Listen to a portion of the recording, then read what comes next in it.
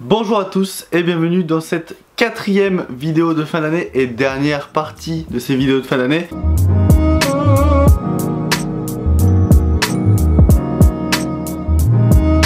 Si vous avez loupé les précédentes vidéos, c'est-à-dire les top, flops ou les attentes de 2019, je vous invite à les regarder avant ou après cette vidéo. Ça n'aura aucune importance parce que je ne vais pas spoiler non plus. Cette vidéo a pour but de vous dévoiler un peu ce qui s'est passé en 2018 et ce qui compte arriver en 2019. Et en même temps mon avis sur ma chaîne, ce qui se passe, ce que j'aime pas.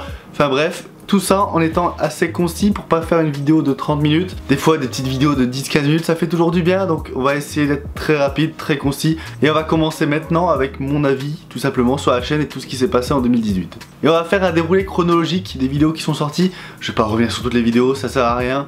Mais ce qui m'a plu, les vidéos que je trouve les mieux, les vidéos qui ont été le plus vues, les vidéos qui ont bidé alors que je les aime bien. Enfin on va être très concis et ça va être plus clair. Au début de l'année, j'ai préféré faire des compilations de critiques de films avec des trucs qui sont sortis toutes les semaines parce qu'il y a des semaines où j'allais voir 7 films au cinéma et j'ai décidé de tout condenser en une vidéo qui sortait le mercredi ou jeudi, je sais plus quoi. C'est un format que j'aimais beaucoup mais on m'a beaucoup reproché de copier In the Panda. C'est vrai. Non, en vrai, j'aimais beaucoup ces vidéos format, je me suis dit ah tiens, c'est vrai que c'est plutôt pas mal. Et moi qui essayais un peu de grimper sur YouTube avant, j'étais beaucoup dans la course du j'essaye d'avoir une communauté parce que faire des vidéos que pour soi avec personne qui commente, personne qui like et personne qui regarde ta vidéo, c'est un peu chiant on va dire. Sauf que c'était également la période où j'étais un peu aussi en train de déprimer du fait que à chaque fois que je sortais une vidéo j'avais la moitié de dislikes par rapport au like. Enfin ça me déprimait et même des fois j'avais plus de dislikes que de likes. Je peux parler d'une vidéo qui s'appelait Comment tout décrédibiliser involontairement. C'était une vidéo sur Tout ne sépare, un bon gros film de merde qui a fait 1500 vues, donc c'est pas rien. Et dans les 1500 vues, hop, on va regarder. J'ai 18 likes, 20 dislikes. Ça me fait énormément mal. Ça, en vrai, avant j'étais en mode putain je m'en fous mais ça fait mal quand même. En plus j'avais une esthétique de VHS machin, c'était pas terrible.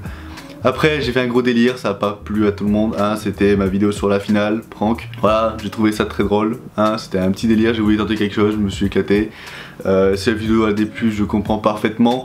Après mon avis sur le film a changé, je trouve que le film maintenant est devenu plus banal parce que j'étais vraiment dans la hype, surtout que j'ai eu un entretien avec Thierry Lhermitte d'1 heure avec lui, hein, grâce à un de mes potes qui a réussi à gagner place de concours grâce à sa fac de cinéma, donc du coup j'étais très content d'interviewer Thierry Lhermitte pendant 1 heure. C'était pas filmé, je suis désolé, je pouvais pas. J'étais tout dans cette hype là qui a fait que pendant que j'ai regardé le film c'était bien et j'ai revu et c'est vrai que c'est plutôt pas terrible, hein, c'est plutôt moyen. Également j'ai sorti des compilations. C'est vrai que j'étais pas du tout actif parce que je sortais une vidéo tous les mois.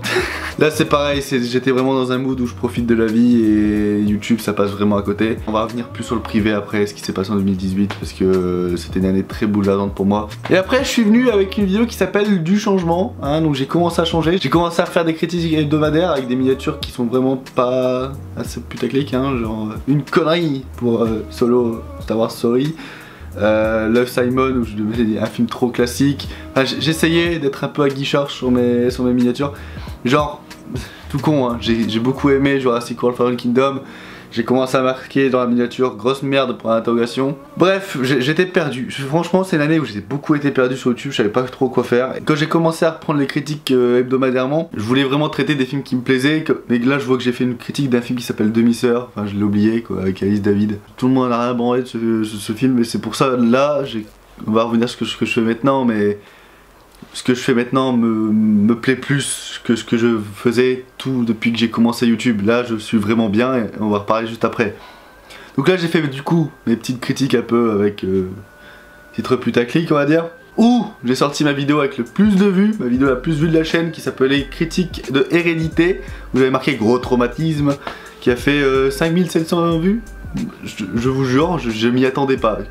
Si quelqu'un m'avait dit un jour que j'allais dépasser et que ma vidéo la plus vue de la chaîne serait une critique d'hérédité, je lui aurais dit mais arrête de dire des conneries. J'ai compris pourquoi, hein, je suis un des seuls qui a sorti une critique sur ce film.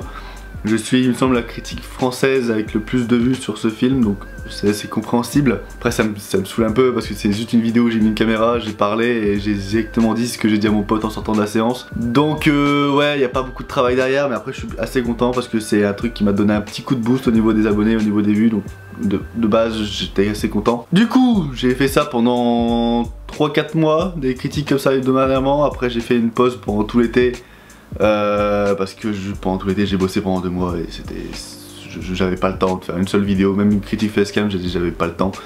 Du coup je suis revenu avec une vidéo qui s'appelait I'm Back et à partir de là tout a changé. Alors à partir de là, déjà j'ai commencé une chaîne, enfin j'ai commencé des vidéos avec mon pote Jesse, c'est des vidéos des frères catcheurs, moi qui aime beaucoup le catch, j'ai décidé de faire des vidéos avec.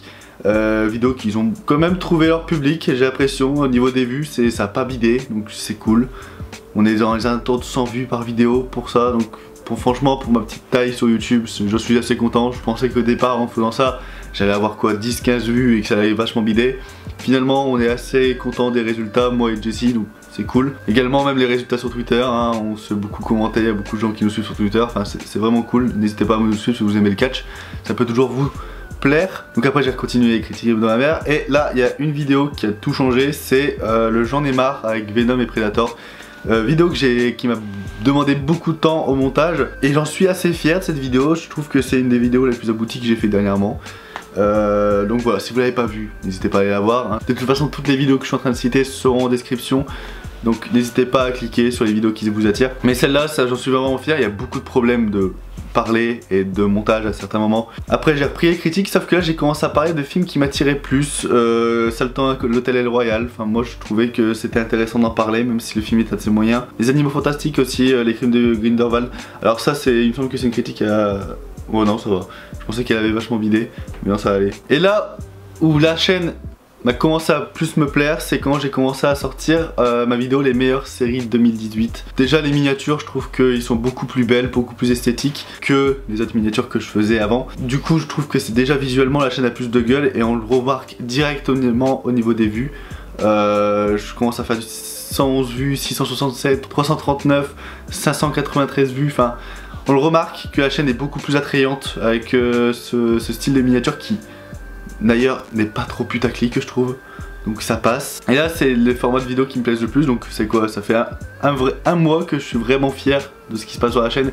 Et encore, hein, il y a des petites faiblesses encore, hein, je suis pas parfait, mais là je suis vraiment fier et je compte continuer sur ce truc là, déjà pour l'aspect miniature, pour l'aspect format vidéo qui je trouve mes vidéos sont beaucoup plus en HD parce que j'ai commencé à connaître un peu la caméra. Il était temps, hein, ça fait 1 an et demi.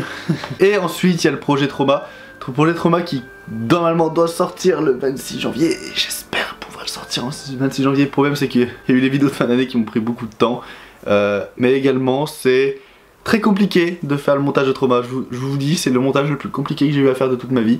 Je passe beaucoup trop de temps pour quoi 3 secondes de vidéo. Le truc qui m'a le plus marqué c'est que j'ai passé 5 heures pour 5 secondes. Ça fait mal, franchement ça fait mal. Donc j'espère franchement du fond du cœur le sortir le 26 janvier. Si je sens que je suis en train de bâcler le truc, ça va sortir quelques jours plus tard. Je pense maximum 1 à 2 semaines plus tard.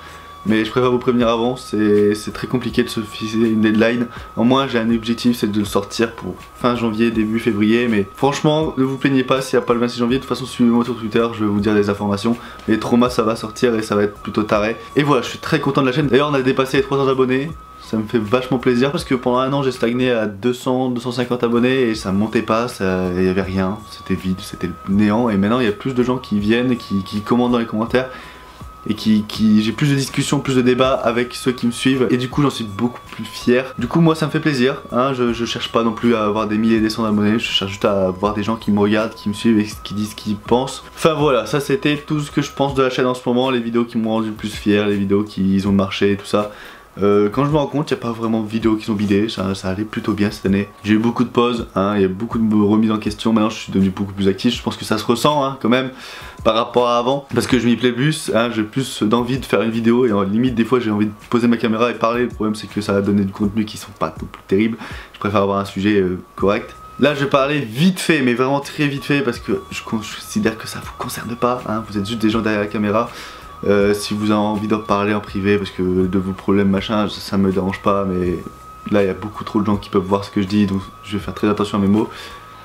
L'année 2018 en termes de vie privée a été très compliquée, je pense que c'est l'une des pires années de ma vie, que ce soit au niveau professionnellement, que ce soit au niveau familial, au niveau sociable avec mes amis et tout ça. Ça a été une année très compliquée, mentalement j'ai beaucoup changé de ma façon de voir les gens et ma façon d'être. Il y a des moments où la vie te décide de t'enfoncer chaque semaine et ça a été ça pour moi mon année. C'est pour ça qu'à des moments j'avais des vidéos où j'étais dans un état assez dépressif, hein. On m'a fait remarquer dans les commentaires, super les gars. C'était très compliqué cette année, là ça commence à vraiment aller mieux parce que j'ai commencé à faire le vide dans ma tête. J'ai commencé à rencontrer de nouvelles personnes, j'ai commencé à être différent, à être moins gentil avec les gens par exemple, hein. J'ai décidé de plus ouvrir sa gueule, hein. C'est un truc que je faisais pas avant. Enfin, je le faisais souvent sur YouTube parce que je suis connu pour être une grande gueule apparemment sur Twitter et tout ça. Non, dans la vie privée je suis plutôt grande gueule, mais il faut vraiment me saouler, sinon je dis rien. Mais voilà, c'était une année très pourrave. Je souhaite remercier mes potes de YouTube qui m'ont beaucoup aidé quand j'avais besoin d'eux. C'était Jacques, Sixblood, donc Aladin. Ces deux personnes là en majorité m'ont beaucoup aidé cette année. Et merci à eux. D'ailleurs n'hésitez pas à suivre Jack qui fait un excellent contenu. Aladin ne fait plus de vidéos. Plus maintenant en tout cas, enfin il a fait une grosse pause. Mais voilà, je vous invite à suivre ces deux gars sur Twitter machin, tous les liens sont dans la description. Merci à vous d'être toujours là après ces années, hein. Vous êtes des frères. Et pour terminer la vidéo, qu'est-ce qui va venir en 2019? La prochaine vidéo qui va sortir sur la chaîne après ça sera soit Trauma, soit une grosse vidéo sur glace. La grosse vidéo sur glace ne va pas sortir la semaine de la sortie de glace, hein, faut pas abuser. J'ai trop de projets à côté. Donc du coup il y aura un temps de conception du truc, donc comptez une à 2 semaines après la sortie du film, parce que ça va être un gros travail, ça va être une grosse vidéo comme j'ai pu le faire pour Venom et The Predator, parce que c'est un film qui me touche et qui me tient à cœur. Après ça sera Trauma. Qu'est-ce qui compte avoir cette année? J'essaierai de faire un autre court métrage, je pense, en plus de Trauma. Un autre court métrage ça serait vraiment pas mal cette année, et c'est vraiment pas sûr. J'essaierai de faire des lives de temps en temps, que ce soit pour les frères catchers, c'est-à-dire des lives pendant un pay-per-view tard le soir, où avec des potes on regarde le catch et on commente et on fait nos pronostics pendant la vidéo, qui peut être très convivial pour ceux qui aiment le catch. Mais également des lives films, c'est-à-dire des soirées films, je sais rien, une soirée où j'invite mes potes, je pose ma caméra, je pose mon PC et vous voyez nos réactions et en même temps le film avec nous, comme ça on peut en discuter dans les commentaires machin, c'est très convivial. Ou je sais pas, je compte faire des lives pour être cool.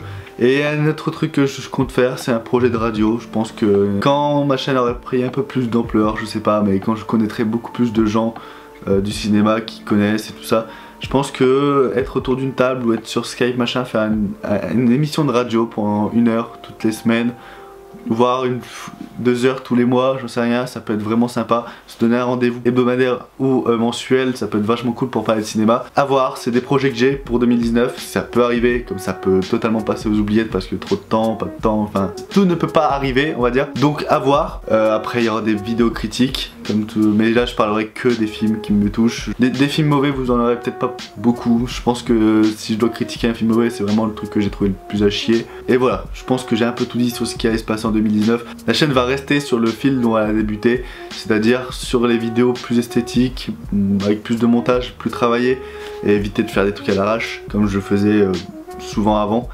On va essayer de travailler le contenu, essayer d'être beaucoup plus professionnel, même si personne n'est professionnel sur YouTube je trouve. Donc voilà, j'espère que cette vidéo qui dans le fond quand j'y repense a été très sincère, hein, j'ai pas essayé de cacher quoi que ce soit, j'étais sincère avec vous. J'espère que ça vous aura plu, n'hésitez pas à voir les vidéos précédentes où là je parle vraiment de films de bout en bout avec les flops, tops et mes attentes pour 2019.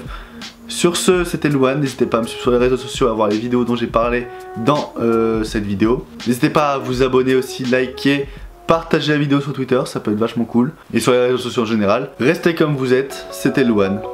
Peace.